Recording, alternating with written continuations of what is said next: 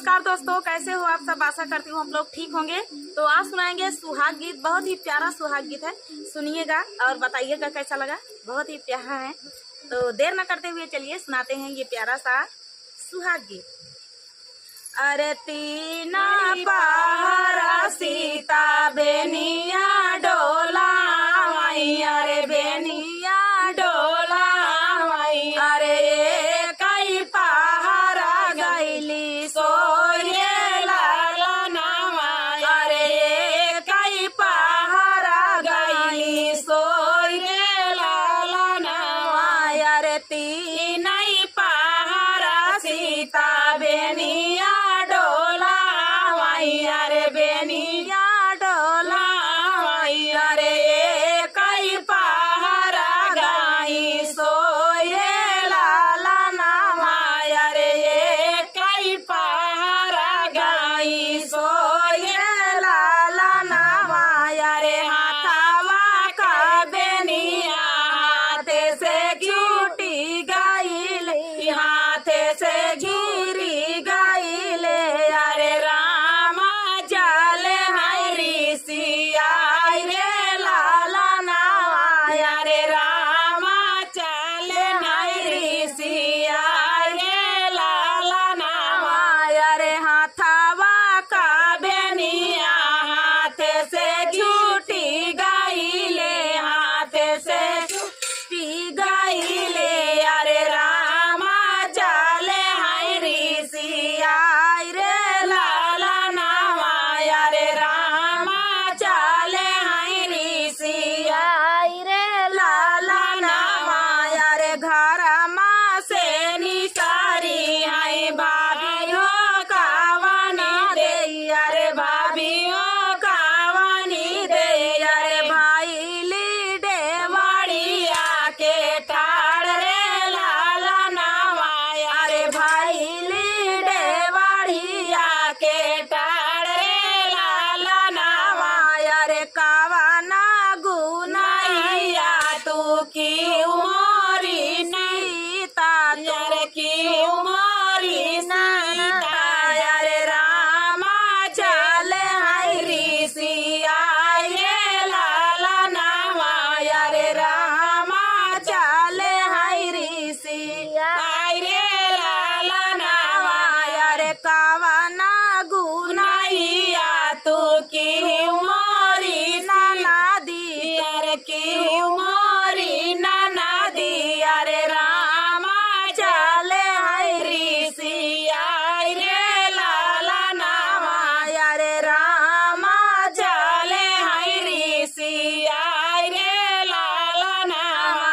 अरे तीना पहाड़ा भाभी बेनिया डोला,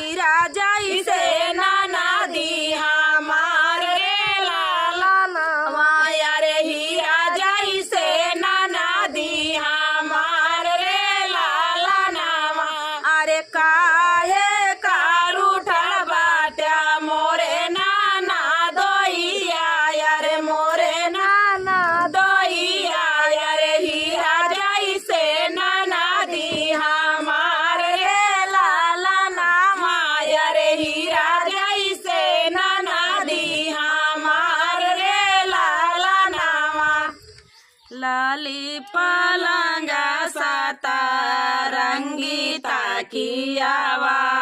रामा जसोई गांठ जोर जी लाली पलंगा सतरंगी तकियावा रामा जसोई गांठ जोर जी रामा सोवाए सीता बेनिया डोलावाई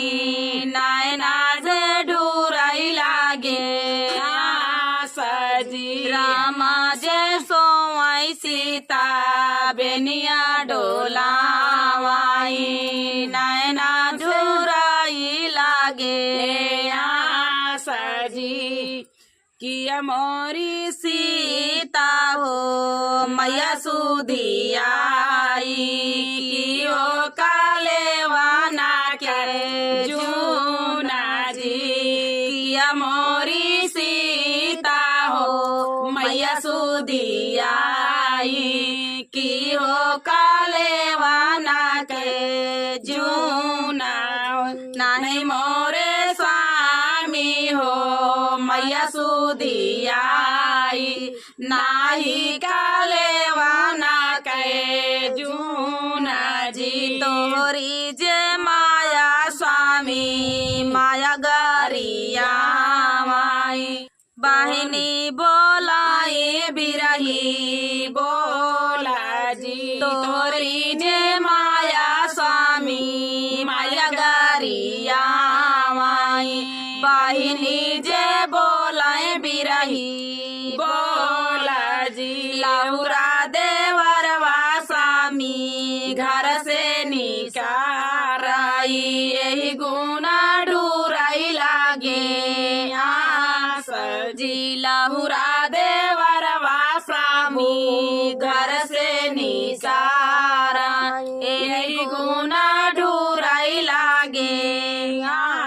सजी एतनी बचना सुनए दुल्हे श्री रामचंद्र